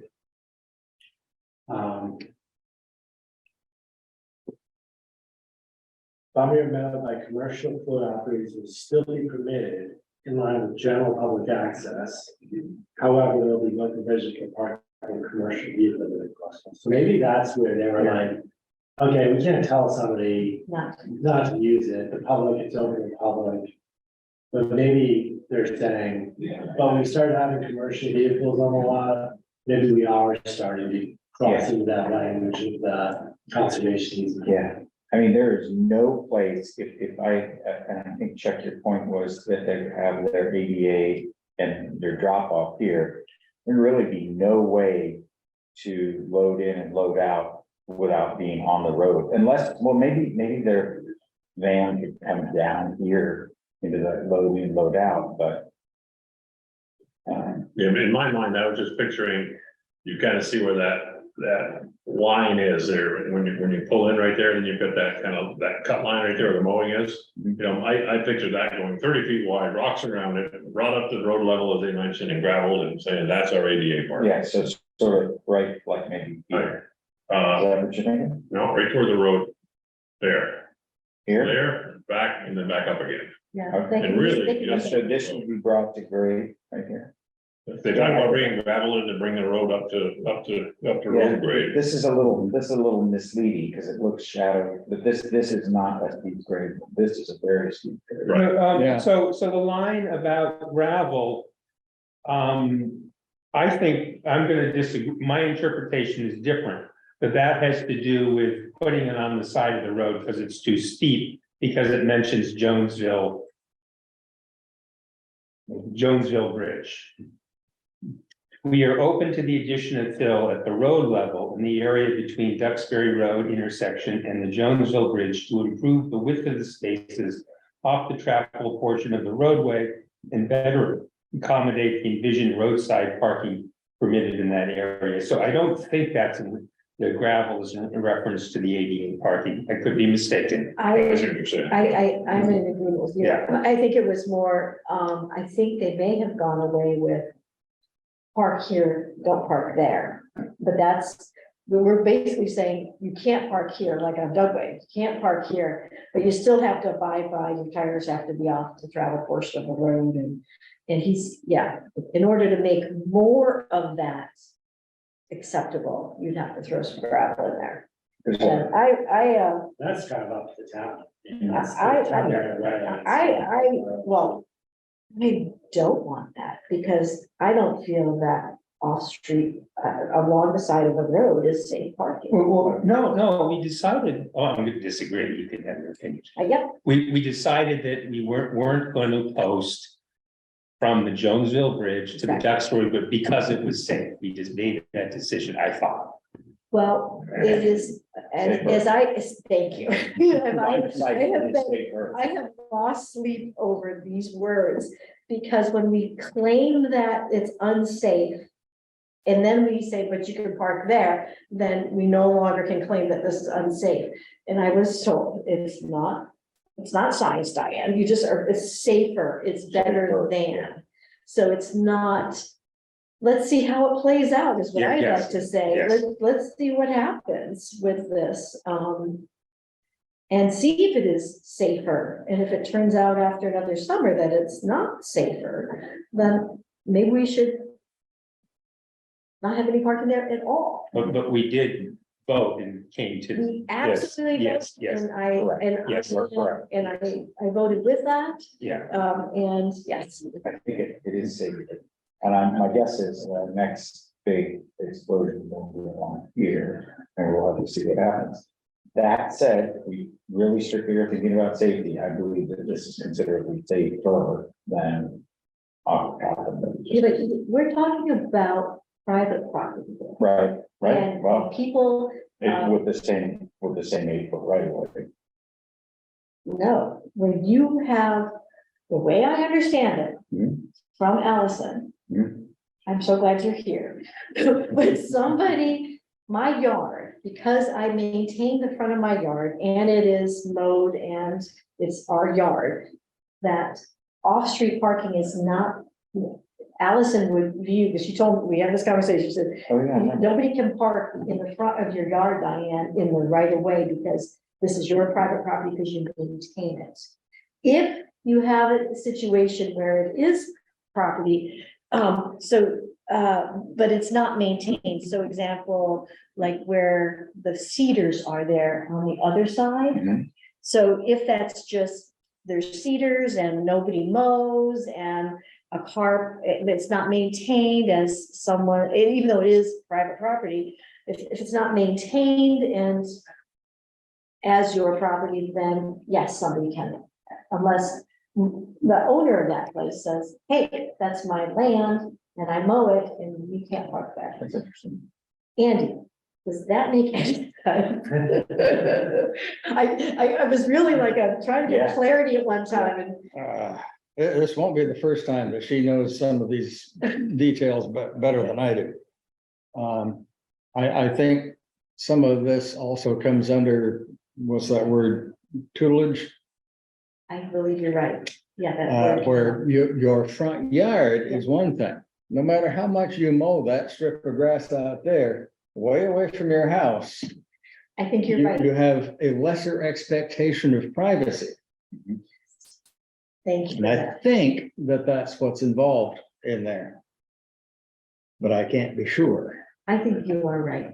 I think the right of way will never be yours. No, It's- no, because they can always put a sign there or they can dig it up and it's. Yeah, but that's. She can plant all the flowers she It's the wants. town's- Excuse me. So the town, if you put like a beautiful hedge right along the edge of the road, the town wants to go and put the wall line, they're gonna rip it right out. And Yes. they'll be courteous about it and they even replace it, but they have no financial responsibility for it. But This is true. that's the town's right of way, it's not, hey, that's public parking right of way. Yeah. So I think that is where it is, and then whether the town wants to enforce the stranger parking in public right of way in a place where it's, it's somebody's front yard, like. I guess it depends on ordinance. So it's more in line with eminent domain than But I it is. think the toolage is what you Yeah, You're said. saying that's Because the right ways to get various sewer lines, so we can run power lines. So Yeah, we it can is the public good. widen the roads, you have to someday, but it doesn't mean that you and I can go Yeah, digging over flowers. yeah, That's why nobody parks in the front of our yard. yeah. That's, or any other, you're right, that too is. Now, maybe if somebody had farm animals out there and they were grazing and there's a fence up, maybe that would be a different. Jane makes it work with the grade stakes. But she, That's that first couple hundred yards of West White Hill. what's interesting though, is those stakes are in the town right away. Yeah. Is that okay? Yeah. I mean, I She asked me more about power that. to her. Before she did it, and was wondering, first I asked her to make sure that you actually own that, because I don't know how things changed when the road shifted. Oh, good point. And all of a sudden, there's this extra lawn in front of her house that she didn't used to own, because it used to be on the other side of the road. And I think what it ended up as was, just try it. They're just grade stakes, put them out there. Yeah. If the town says you can't and takes them up, well, okay. If the public parks on them and breaks them, well, I really can't do anything about that until we dig in a whole lot deeper into this, but. Yeah. There was like, if you put a boulder out the right of way at the end of your driveway, someone's driving, they hit it, they were injured, That's, they could say, who put this Yeah. unsafe object in the public right of way, and instead of suing the town never needed to do it, sue you as a property owner and say, we're liable. And so that's like. I think we probably talked about that too. Yeah. As far as, do we have any response to this letter from the land trust? I'm thinking they've had their process. It's unlikely we're going to greatly get them to change their mind. As they shape this ADA and turnaround area, it'd be nice if you could turn around in it. I don't know if anyone else, and maybe the town could offer some advice to them or be in on that process. I'm doubtful again that we can say we don't like your decision and they'll change it. Right, and likewise, the same with us, you know, they could come to us and say, well, we think you should change your ordinance, and we're not gonna do that. And I think they knew that, and I think we did what we had to do, which is to separate what we could influence, and particularly in light of safety. And I think we just have to find out how, they're gonna have to experiment, like you say, with the turnaround and the ADA stuff, but So kind of from not a our concern. a neighborhood point of view, the people I did talk to, they're all happy with it. And one was appreciative of the Richmond Land Trust. They go, wow, they really heard us. And it was really like, it was like, yeah. And however, I haven't talked to everybody, but people I talked to, are not interested in the fill solution at this moment. See what happens before, you know, what happens with how they're gonna make their parking lots, and do they have to fill everything in? And that was the one comment, the two comments. I think what would be interesting is once the summer starts and you have a couple of busy weekends where the Richmond residents are like, oh, we can't use that area now. I think that would be the, it maybe not, maybe it won't fall on the busy hot week, like this last summer, all holidays run the weekends, but I do want that. And now, we have this nice area, and we had a nice little pocket parking area, which is gone now, and we had our enforcement, we all saw it coming, it's just, but I think the idea of our activities, access to that's from there is fortunate. I had this odd thought along this conversation, as far as the land trust talking about the town couldn't enforce that down in the parking and in the grass. I wonder if they could lease that to the town and the town include that in the ordinance, which would give us enforcement authority in there. I mean, that's quite a stretch, but. No, I think that's the kind of thinking we have to put forward. That did pop up. Remember we, at that meeting, we said, create a lease agreement. I said, how about just sell that area to the town? He said, well, we could maybe lease it for $1. Yeah. I said, well, that's a thought. I'm not sure how the town would embrace that. Just. Yeah. And the agreement they have with the Vermont Land Trust is all in ink somewhere. I don't know what that's. That's why I think the leasing came into play, because it's really funded by the housing conservation or whatever, who writes the bylaws and the covenants. So I think. Are we saying that we should sit back and let this take its course and not try to influence how their plan, or I don't be think, involved in it? That's I kind of think, right. I think we had our time, and I think I can't fault them. I think they heard different constituencies and they made a decision, and there's no perfect decision. I think I would like like, did an experiment, just like we're doing one, they're gonna do. Yeah. I would like to do two things, and you may not all agree. I'd like to ask Jim if they'd be able, did they think you'd be able to turn around so you wouldn't have people backing out? Mhm. In the proposed. Yeah, had they given any thought to that? Yeah. Yeah. And I would like to ask Pete. You may not agree to this, is there any way to enhance that parking that's so steep?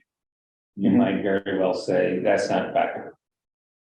But And I would like to, I would like to say, can we wait a year on that? I'd like to see how things play out this year and then the season with what's gone on there, what's gonna happen there, what the proposal's gonna be. And maybe the work starts sometime this year or in the fall. I'm not, obviously it's not gonna happen Memorial Day weekend. But I kind of would like to, before we change the configuration there, I'd like to wait, see what happens. I think I agree with John. I think if we went with those questions based on the ADA requirements and not necessarily about UNIAC, and I think one will affect the other, but you're right, I think from an ADA point of view, Were you talking pulling about in the and parking lot? backing, Yeah, pulling in and backing out is probably a bad plan. I agree, no, okay, I agree with that. Yeah. That's for sure, like, Yeah. but they're gonna design that up, they haven't designed that up Right. yet, I agree. Have you considered turning around there, which I imagine they would, because if you're gonna be dropping off your kayak or something and pulling it out. Yeah. I agree with that. I would add to it, that question about turnaround is, have they given some consideration, since they're gonna allow commercial users, how they would offload so that it doesn't create a safety problem? So they have an opportunity to at least be able to get the van. Are we off talking the road. about, are we talking about their proposed parking area? Yeah, Okay, so can they design that? What are they so gonna? you want that? Well, what I would say from a pure safety standpoint. I would want them to consider, if they're gonna say, yes, yeah, I can do it. Then have they made some provision for where they can safely park? Will there be enough space for them to be able to pull in? We're and off talking the about, road? we're talking about their parking lot, Their not parking. about, okay, it hasn't been designed yet. Right, hasn't been designed, but I think when you're asking them about the turnaround, that might be a consideration, because if they, I think they're trying to do the right thing, but if they just sort of say, kind of not our problem, the only place for them to offload would be basically parking on the road, and we work really hard on the safety thing, and that's kind of counted. So I think it's worth asking them to take that into consideration when they design the parking place. When you say parking, you mean parking to unload, not just parking for the day. And that's all they do now. They did address it pretty specifically, so they may have already, I agree, they ignored the question. I wonder if they did say, yeah, we can have a portion. The good thing is, by the way, that what they are saying is that it will accommodate school buses and things like that, which is good for the neighborhood. But I think a part of the whole neighbors' concerns about the parking wasn't the parking, it was the trails, the paths, and all the things that are going on down there that this doesn't address. I mean, in my mind, if you're making an ADA parking area for somebody who has special needs in a kayak, there's a lot more to that than just getting them to park close to the water. Yeah. There's a whole trail infrastructure or something else there, and of course, that's not our world. Mhm. But I'll be curious to see it. I'd love to see that the people that are parking there, discover overwalkers. I think that would be the dream for all of us, is if you got an underused area of overwalkers with river access, and you've got an overused area with similar river access. So I see. One thing, I don't know if it's the right time to bring it up, but I think we ought to think along with the select board, Pete, Josh, how, there is gonna be some public pushback, it's gone through all the process, but there's gonna be some pushback, there always is. This is about getting fewer people there in that space, and some people are gonna love it, some people aren't gonna like it. We ought to think about how we respond, because what I don't want is, the select board to say, well, that was the pack, we did what we were asked. I think we ought to think about how we respond and where the questions get funneled and who takes responsibility.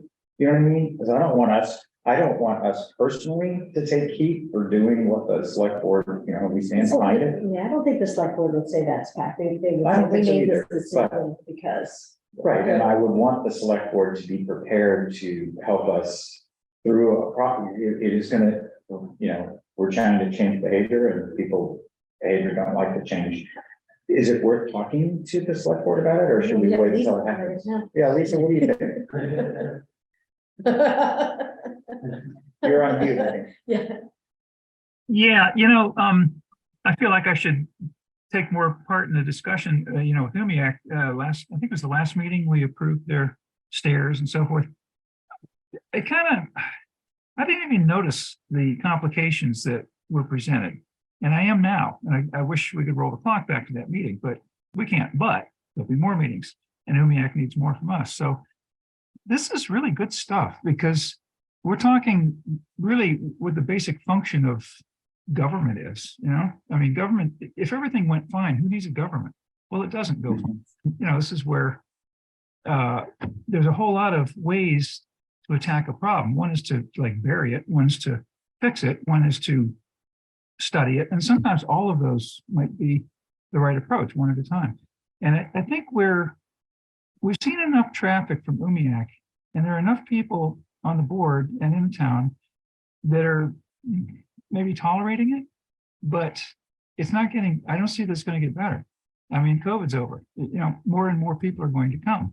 And Richmond's in magazines, at least regionally, if not nationally, for all these recreational attributes we got.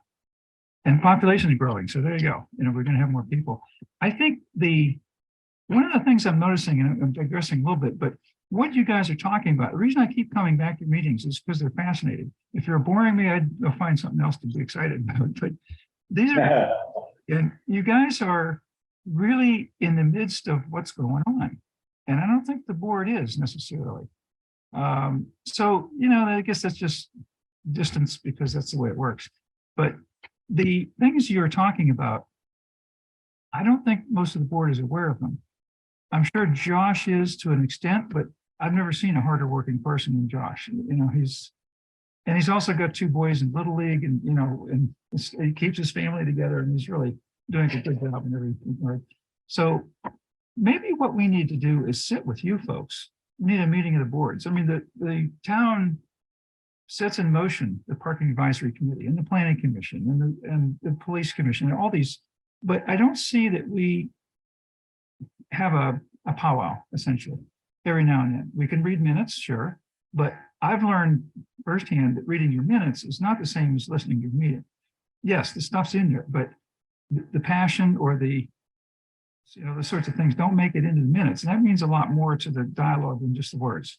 So I'll bring that up. In fact, I'll write our chair a note tonight about that. Let's see, our next meeting is first Monday in May. I'll suggest that we do just that, is invite you guys over and just hear what you have to say. We'll listen, you talk, you summarize it. We'll probably be able to give you maybe 15 or 20 minutes, but or we'll do it another time too. We'll do it again. We won't just make it a one-shot deal. And really, I think we ought to do this for many other advisory boards and commissions that are doing their best. And some of it is, I don't want to say it's wasted. It's spilling out of the bucket, kind of. And I think we can prevent that. We can do better. We, the board. So Lisa, what we often get stuck on is what you're talking about is so many times the select board is, I would call putting out the fires, because there's there's speeding, there's this, there's budget, and there's town meeting income, there's so much in the maintenance and of the government, that aspect of it. But how recreational parking is affected is exactly what you're talking about. It's like, what is the vision that Richmond sees? Like, so if our population is increasing, or if more people are recreating, or we're the town to come to, how do we address that at a town level of how, because we only have so many people to support our police department and fire department and rescue and our neighborhoods, can only tolerate so much, and really our rivers, we don't even measure what's going on with our rivers. Our rivers. Well, they're okay for salmon, apparently. That says a lot, but still.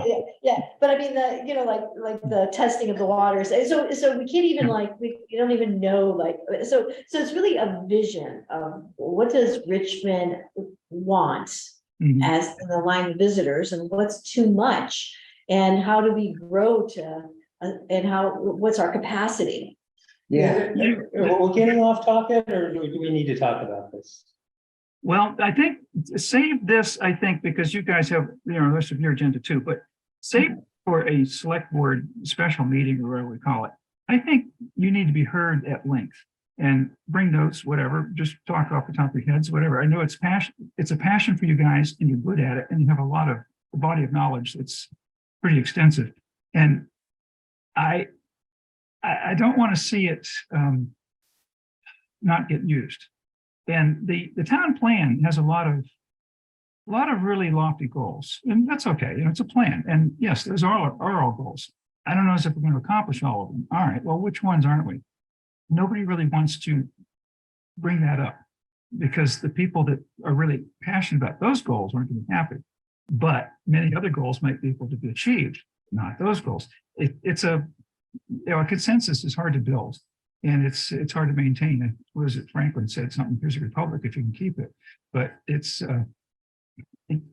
is important, because this is really one of Richmond's best features. The river, the recreation, the entire, just, you look around standing down there, it's just gorgeous. There's hills. And I don't think you can see Campbell something there. That's the only, we'll have to dig a notch. But what you guys are bringing up is something I don't think the select board realizes. I think the select board will certainly understand. And I think you'll get some support, a lot of support in the select board, more than you're getting now. I don't feel that you're getting a lot of support from us. And that's worth taking a shot at, I think. I think it's there. Oh, yeah. John. So I just kind of on that note, I feel that sometimes, we're a town of 4,100 people roughly. Yeah. Our police department, our road commissioner and all that stuff is geared up for 4,100 people. But the more we make ourselves become a destination for people to come visit, the less important that number really becomes. I mean, if we're 4,100 people, but we're bringing in 2,000 people on the weekend, our roads are over. We don't have enough road space. We don't have enough parking. We don't have enough police department. At some point we have to find a balance. Just personal thought, not speaking for the parking committee. At some point we need to find a balance by inviting everybody in when our infrastructure can't support the people we're having come. Go ahead. Yeah, I mean, we can go to 8:30, but I do want to talk about this letter more. So I don't know if I can do that now, or do you want to? I wanted to make a long topic to kind of regarding the so we did do, we had this talk about a discussion of what the vision is and what the residents in 4,100 want. We did a survey, at the end, not in last year, but the prior year. We got some overwhelmingly positive feedback about volunteer parking, the work that we've done, and people like access, and it's and it was one of the things that I enjoyed back, because I saw these initiatives and Separate says, it is important to access these things and see what we can do to make that happen in a safe way.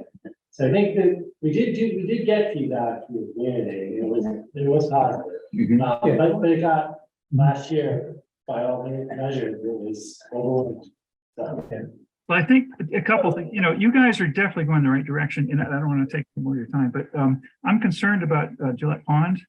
I don't think we've done a good, the board hasn't done a good enough job of understanding the impact that's going to happen up there. I think it's going to be a lot wildly popular, and we're not ready for it. Yeah, so I hate to see it happen, but in general, we've got all this potential, and we're realizing some of it, but we could do a whole lot more with what we have, with a little bit of organization or communication, organization, all going the same direction. And I'm talking about the board, not you guys. You guys are out front on this, and I think we need to catch up. So. Well, I would like to get to the letter. Could I do that now? Yeah. Okay, and I want to say this in a friendly way. What letter is this? The letter from Jim and Yep. about Yep. parking on the side of the road. Yep. I want to be able to park my canoe, a car with my canoe, and take it off and go canoeing there if I want to, and not have the meadow be a private park for the people that live next door. And so I thought there was compromise had been worked out, that we were going to allow parking between Dugway Road and the river, and it was a compromise, and it was what we agreed to. And so I would like to ask Pete just to gather more information. We could end right there, but just to get information. Would you make this shoulder more accessible if someone wanted to park and get their canoe off without it falling onto the ground? And so I could do that as an individual, or I could do it as the committee. Okay.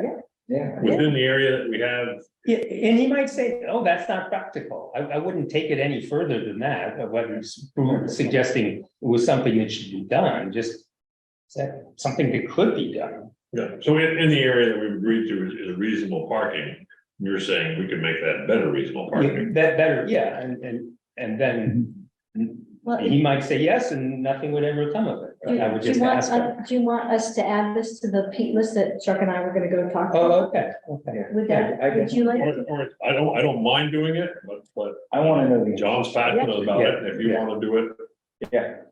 directly, and I don't mind you putting it forward as a PAC. It's just a question. Yeah. Yeah, definitely. It doesn't have to be your question, it can be our question. I have the same question. Okay, and then we don't have to get it tonight, but there was talk about whether the committee is going forward. Maybe that's next meeting. We're just looking at the fall, but we can go on. Well, We can discuss that tonight. What's that? Like, Another pizza.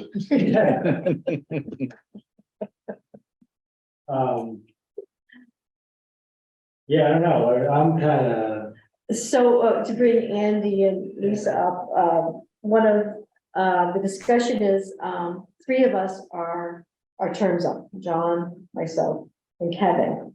And when Lou left the board, the original, after a year, wasn't it, John? It was after a year. We sort of said, well, are we done? Because we were just brought on for this really pinch spot. Done. We had the parking in the meadow. Are we done? yeah. Are we done? Okay. And somebody brought up Dugway, I'm not sure who, I mean, Doug said, yeah, Dugway, well, no. So, but the point is, if, I've been asking around people to say, hey, you want to join our, I haven't found anybody to join PAC. That doesn't mean that people won't step up. I hope that they will. I've asked many people.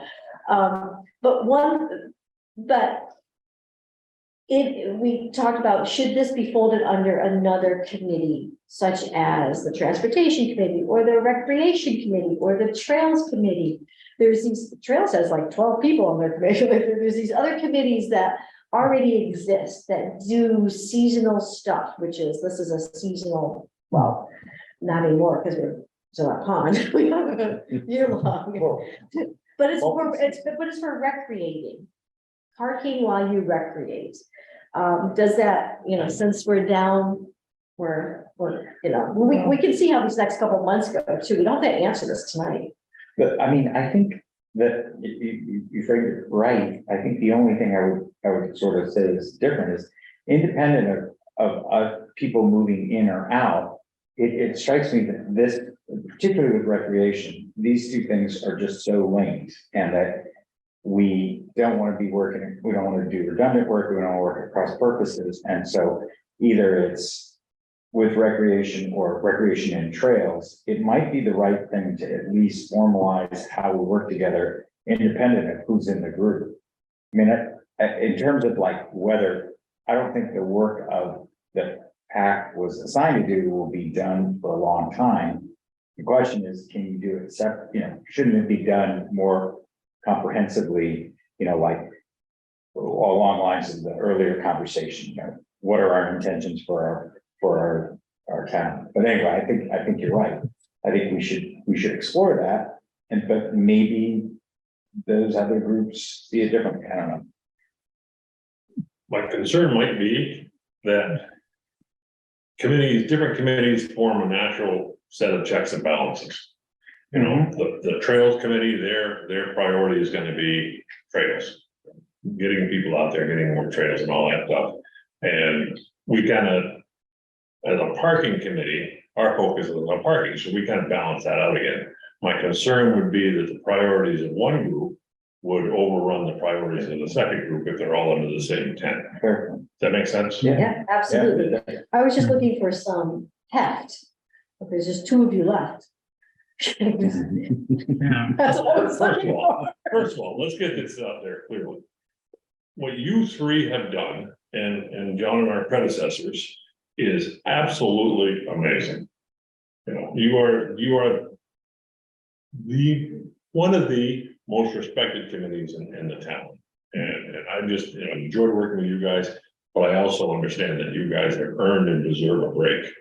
And I get that too, but you guys have given 100%, so what happens from here on out, it's not on you. But we We'll still be on the appreciate what you've done. Some of it. That's good. Yeah, I'm just having a hard time, like, even now, I'm just distracted with work and everything, and you know, the summer coming up makes me nervous, because I mean, I remember being on vacation, I was able to shut off my work emails, and so they were detached from that. And I was getting all these front porch forum things about parking on, it's like, I couldn't detach, you know, it's like, God, I don't know if I can do that. Do you envision that filling of the empty roles is gonna be, I'm the newest guy on the block, so I don't know what the process was like and how long my spot was vacant before I was thrilled to join you guys. Is it hard to get people to come on board?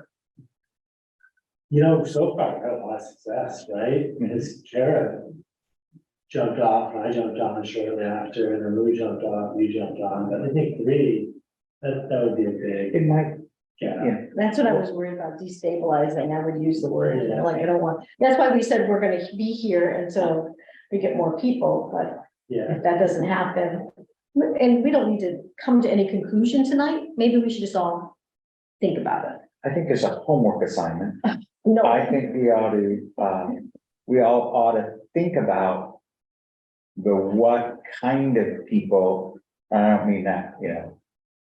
Like, I think having somebody who's up near Gillette Pond would be good. And I think, you know, when we thought about it, you know, John, you joined because you were in town, and that was, I think that was a really good balance. What kind of points of view, what kinds of experience, you know, like Kevin, you've got traffic experience. We should be thinking about that and kind of spearfishing a little bit. I think if we hang out our thing and say, you know, who wants to come in, we may or may not get anybody, but I think if we go find people who are passionate about the topic, either because they're involved, you know, it's happening in the front yard and they want to do something, or they've got an interest in the quality, you know, the future of the town, or that they've got some particular skills. So I would say we each kind of come up, just gonna put it out there, why don't we each come up with a candidate idea? And we each, you know, advocate. And when you wrote that letter, when we wrote the letter to Josh, we were like, we're all in on trying to help, you know, keep the committee strong, whether it's an individual committee or it's a group. But maybe we all should do that. yeah, I mean, I think even if you're, you know, if you think this Gillette Pond, I will have any interest. I just asked I think we him got- to. Oh, there were- Said no. Oh. That was my Oh, only- you do, you asked 15 people? All their neighbors. Oh, my That was God. a concern. I just Oh, asked all there their was neighbors. that. You know, my initial thought when this was all going down was, I'm gonna reach out to people on Dugway Road who have been involved in The the, Aggies, sure. but I will. I don't want to upset the power. You know, I don't wanna bring 4 people on from Dugway Road or 3 other people on from Dugway Road. Right. And that becomes our hyper focus. You know, so you're right, it's what is the profile? Is it a geographical profile? Is it a hobby profile? Is it a cyclist? Is it a kayaker? Is it a swimmer? Is it a skater? Is it a? This is, you know, what's going. Even going forward with the Johnny Brook partnership. Oh, Oh, there's a volunteer. A lot of free time, do you, Lisa? No, I As just had a opposed to question. us. I shouldn't have raised my hand. You know, I think if you find someone who's a special in the sense of, you know, they live in Dugway, that's what they're worried about. Joining a committee like this, their eyes will be open to other things that also mesh with their concerns, I think, or they'll know someone who is also interested in, you know, other things, or both. And it's a good shot. You know, you bring somebody in who really maybe has a, you know, one issue mindset. They'll go away with 3 or 4, I think. Well, maybe they won't go away, but they'll have 3. We all drive the roads. We all drive the roads. Right, so we do- exactly. Yeah, Even Yeah. when checking this bridge, somebody's gonna have to have a small ownership. Yeah, like, The stewardship part of it. yeah, somebody's gonna have to be like, all right, the sign's going up, but the sign's getting down, this permit getting submitted this year, like. And I wondered about that. I wondered if each one of us or the new committee or whatever would be the steward of, in other words, I would obviously be the steward and I would report to the group what happens on Dugway Road. Yeah. how's You it- No fit. I joined this because I wanted to fix Dugway Road. And it happened to be that we were able to work on other projects and I enjoy that immensely. But I knew that having a voice from Dugway Road wasn't a bad thing. You know, having a voice in town isn't a bad thing. Having you folks represent what you're seeing down the river that I don't see is a good thing. You know, I think. All right, Yeah. well, let's sleep on it. I let's will see. say Yeah. that our chair asked for some discussion, you know, about your committee and a couple others too, that I think need the same sort of hearing. And something good will happen. I'm not gonna ask it'll happen, but we need to do something in the next couple of months to not let not let momentum get away from us. So summer's coming. It'll be, Yeah. and technically, the 3 of you have 2 more meetings without being reappointed. Is it June 1st is the end? And then I think what Josh's suggestion was that we can continue to attend, but not as voting members. Well, he didn't say not as voting. Well, no, members. it's horrible. It's Yeah, just something- we don't have to do that. Yeah. Yeah. But for continuity. It was just for continuity. We're very interested in seeing how all of these experiments work on that way and. You're right, off the chat. Whether we have Whether the it's double strength down to on this persevere. and how that, where that leads to, you know, I think regardless of where this goes. You know, we are gonna, I can see us inviting you folks to come to meetings and tell us how are things going in East Carter, you know. Andy, tell me how, you know, I don't think you're totally off the hook. No. Nor do you want to, Don't want to be. that's a good answer. We have to approve meeting minutes too, so I want to do that before we forget. I move we approve them. I second. In favor. Aye. I'm David.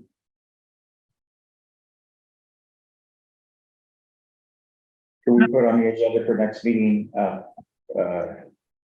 ideas for, you know, if we come equipped, though I think Dan's already there. I already did my homework. Yeah, but if we come with a couple of potential names that we've explored. Yeah. Does that make sense? As an agenda for now. Yeah, I'll keep looking and talking to people. Yeah. This is the guy that doesn't know. It's On hard. the schedule, It's- if we're. We're on schedule. Okay, all right, and we see each other in 2 weeks, right? I think we're all Yes, I think. What Monday? May 8th. Thank you, Lisa. Thank you, Randy. Oh, thank you all. Thank you very much all. Thank you. Thank you, everybody. Let's see.